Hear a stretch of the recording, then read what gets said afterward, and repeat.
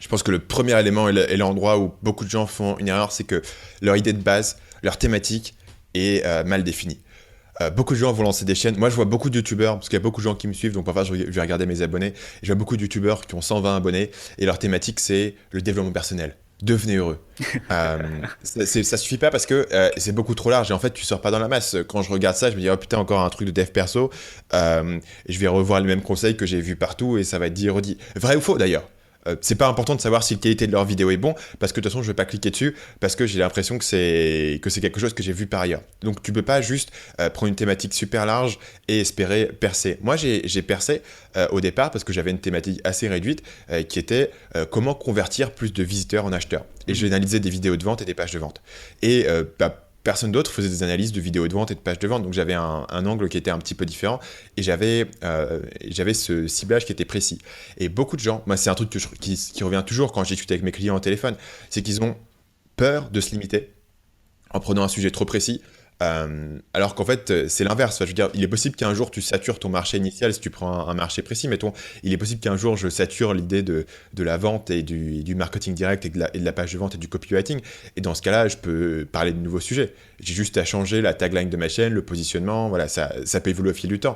Mais beaucoup de gens essaient de se lancer sur un truc trop large, ont des visions de grandeur et pensent pas du point de vue du spectateur. Et le spectateur, il va te suivre si tu apportes quelque chose de différent de ce qu'il peut trouver ailleurs.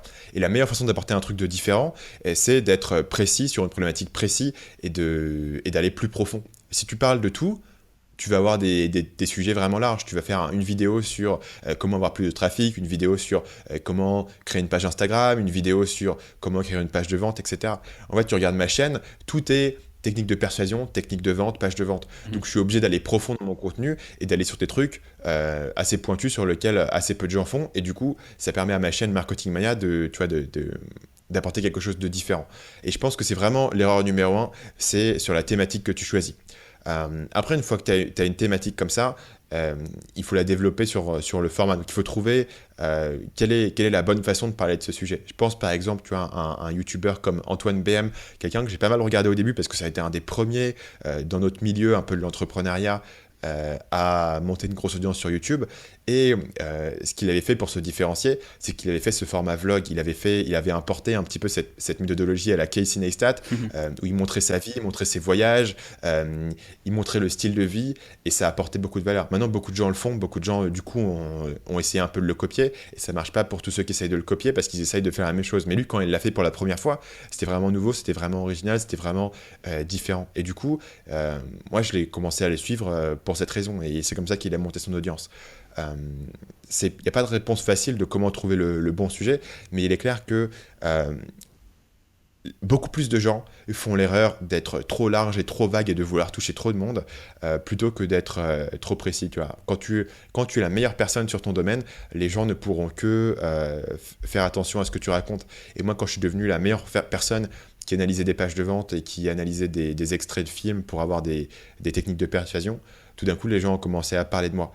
Ce qui n'aurait pas été le cas si j'avais voulu trop, si j'avais voulu parler de trafic, de réseaux sociaux et de tous les éléments. Donc numéro un, je vais arrêter de tourner en boucle. Numéro un, c'est vraiment la thématique et résoudre un problème précis. Et je pense que l'idée de problème est important plutôt que d'avoir un sujet. C'est quel est le problème, quelle est la douleur que vous allez résoudre. Donc, si on peut résumer, je pense que ce qui est le plus important, c'est vraiment de trouver sa niche, de trouver une façon unique d'aborder cette niche-là. Et ensuite de ça, on s'en fout c'est quoi la qualité du matériel que tu utilises tant que tu as un son qui est décent.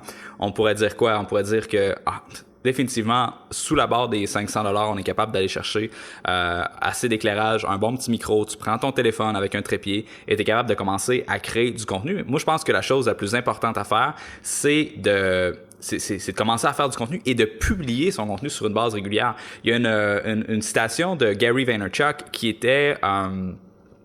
c'est sûr que je vais probablement la butchered, mais je pense que c'était... T'as juste besoin d'avoir un coup de circuit pour devenir un influenceur. T'as juste besoin d'avoir une vidéo qui devient virale pour être capable d'aller chercher ta notoriété. Et ce que je vois avec ta chaîne, c'est justement ça. Tu as eu une grosse vidéo et ça l'a drivé une croissance incroyable. Ça a établi ta notoriété. Et il y a une espèce de facteur de chance en même temps à travers tout ça. Un mix entre la persévérance, le travail fort et avec un peu de chance, tu vas avoir un coup de circuit à un moment donné qui va faire en sorte que tu vas que les gens vont te découvrir finalement. Et ça me fait penser à un autre mec qui s'appelle Jonathan Mann. Il avait fait une conférence, je me rappelle plus c'était où, je pense que c'était au sommet de la domination mondiale ou sur un TED Talk, un des deux. Le premier, c'est un événement de Chris Guillebeau qui est en Californie. Super intéressant. Et lui, ce qu'il faisait, c'est qu'il fait une chanson par jour. Et là, il est rendu, si on tape son nom sur A Song a Day ou Jonathan Mann sur YouTube, on voit qu'il est rendu à plus de 3000 jours consécutifs qu'il fait une chanson sur YouTube, ce qui est complètement incroyable. Et dans la présentation qu'il avait faite, je pense, dans son TED Talk, justement, il partageait les statistiques de sa chaîne YouTube.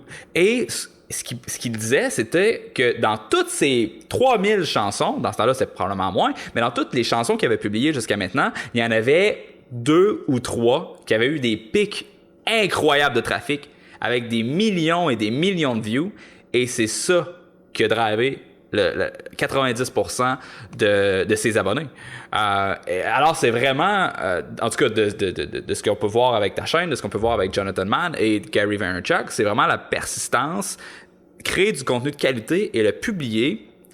Puis, un moment donné, il va y avoir quelque chose qui va cliquer et le reste va suivre. Qu'est-ce que tu penses de ce que je viens de dire? Est-ce que tu es d'accord avec ça?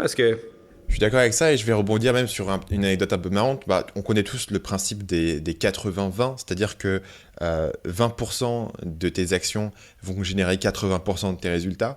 C'est un principe qui avait été remarqué à l'origine par un gars qui cultivait des petits pois en Italie au XVIIe siècle, une histoire comme ça, c'est un truc totalement... Après, le principe de Pareto. Et en fait, moi, j'ai été curieux, j'ai calculé ça. Et en fait, sur ma chaîne YouTube...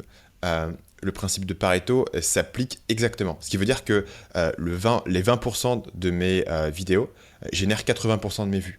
Et ça marche 2 fois, c'est-à-dire que 4% de mes vidéos génèrent 64% de mes vues. Seulement 4% génèrent plus de la moitié. C'est-à-dire, en fait, une vidéo, ou plutôt, en l'occurrence, 2 vidéos, génèrent plus de la moitié des vues. Donc, tu as vraiment un effet de... Tes résultats ne sont pas distribués équitablement sur ce que tu produis. Et c'est vrai que moi, j'ai vraiment tenu à avoir ce rythme de publication hebdomadaire sur la chaîne parce que ça te force à tester différentes choses. Ça te force à continuer à publier. Au final, une vidéo par semaine, c'est pas comme si je publiais un volume énorme de contenu. Mais c'est clair que ça joue. C'est clair que ça crée aussi un rendez-vous.